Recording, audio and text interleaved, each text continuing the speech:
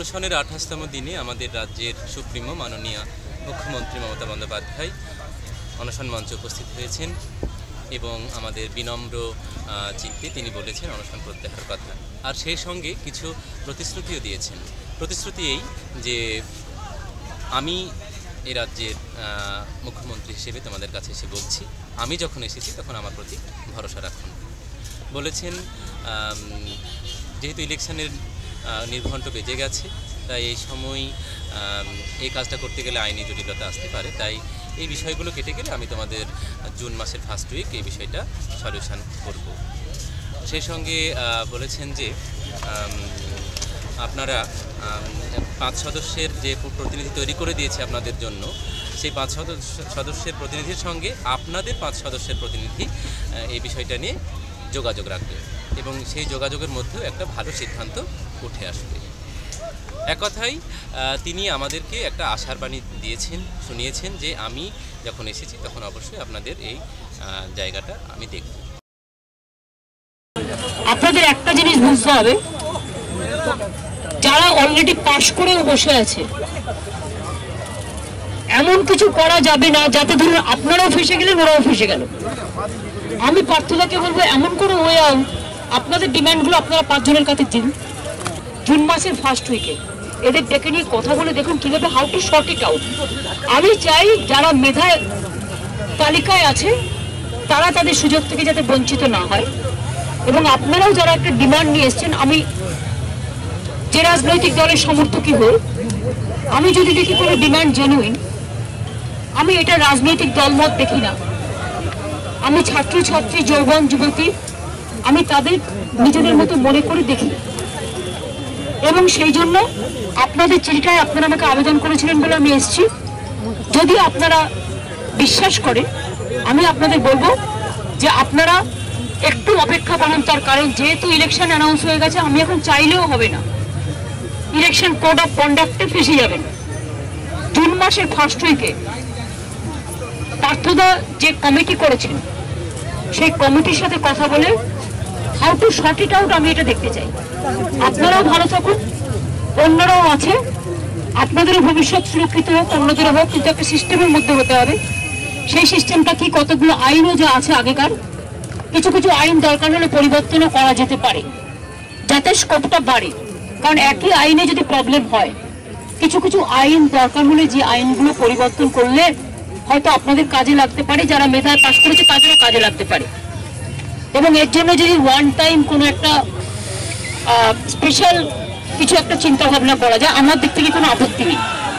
আমি এটুকু বলতে পারি যে আমার দিক থেকে কোনো আপত্তি নেই। আমি যতটা পারবো সহানুভূতি দিয়ে এবং সুযোগ দিয়ে আমি আমার সাধ্যমতো চেষ্টা করবো যাতে আপনাদের প্রবলেমটা সলভ হয়। যে সমস্ত বুদ্ধিজীবী, সমাজসেবী যারা সকলেই আমাদের সহযোগিতার হাত বাড়িয়েছে, এই জায়গায় এসেছেন, তাদেরকে আমরা সম্মান রেখে এবং এই মুহূর্তে যে সমস্ত প্রতিনিধি আমাদের বিকাশ ভবনে গিয়েছেন তারা ফিরে এলে আমরা সকলের সিদ্ধান্ত নিয়ে এই অনশন তুলে নেওয়ার একটা পথে এগিয়ে যাব। আমাদের 14টা পয়েন্ট এসএসসি সংক্রান্ত যে ভায়োলেন্স বা অশ্লীল সংক্রান্ত যে দুর্নীতি হয়েছিল বলছি, 14টা পয়েন্ট বিস্তারিতভাবে 3.5 ঘন্টা ধরে আলোচনা করা হয়েছিল।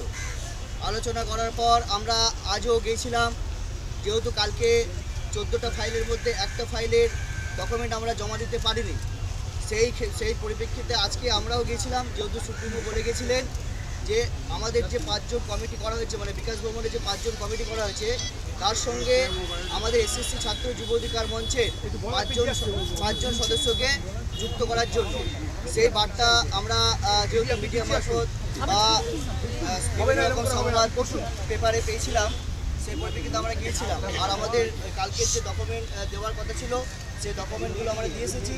আজও আমাদের বিস্তারিতভাবে আলোচনা হয়েছে এইসব নিয়ে। আলোচনা করার পর আমরা ওনাদের সঙ্গে যেটুকু কথাবার্তা হয়ে বুঝলাম, আমাদের যে কথাবার্তা ছিল, মানে 14টা পয়েন্টের যে কথাবার্তা, সেগুলো খুবই অথেন্টিক। ওনারা বিস্তারিতভাবে ব্যাপারটা বুঝেছে যে এই 14টা পয়েন্টের যে এসএসসি সংক্রান্ত যে প্রবলেম ছিল সেগুলো খুবই মানে গুরুতর প্রবলেম। ওনাদের এই কথা বলে এলাম। আর আজকে আমাদের 5 জনের প্রতিনিধির সঙ্গে ওনাদের 5 জনের প্রতিনিধির সঙ্গে যুক্ত করা হলো। তো আমরা বললাম তাহলে আপনারা এই 14টা যে পয়েন্ট বা 14টা যে ফাইল অথেন্টিক পয়েন্ট দিয়ে যে ফাইল দিয়েছি আমরা ডকুমেন্ট সহ, আপনারা কি বলছেন?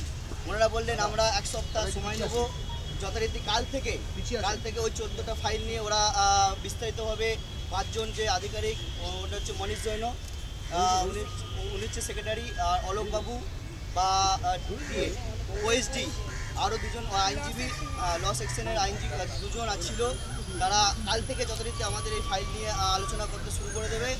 আমাদের বলেছে আপনারা 1 সপ্তাহ আমাদের সময় দেন, আমরা যথারীতি আলোচনা করে আপনাদের আমাদের ফোন নাম্বারগুলো ওনারা নিচ্ছেন, ফোন করে জানাবেন, আবার বিস্তারিত ওনারা বলবেন। কি বলেছেন আপনারা ভালো করেই জানেন।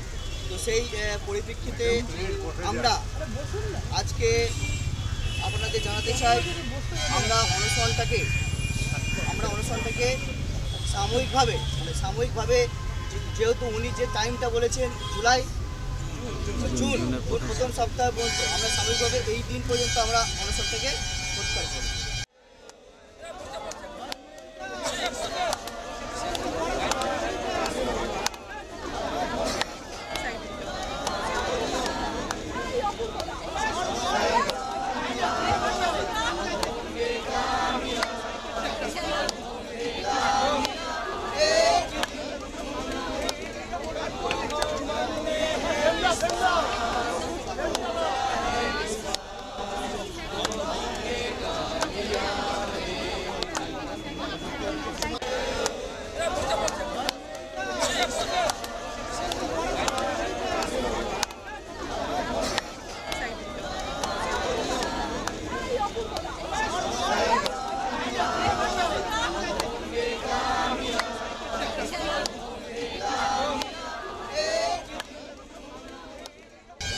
তো আমরা যদি কোনো ফিডব্যাক না পাই, আমাদের এই এসএসসি ছাত্র যুব অধিকার মঞ্চ থেকে লড়াই জারি থাকলো।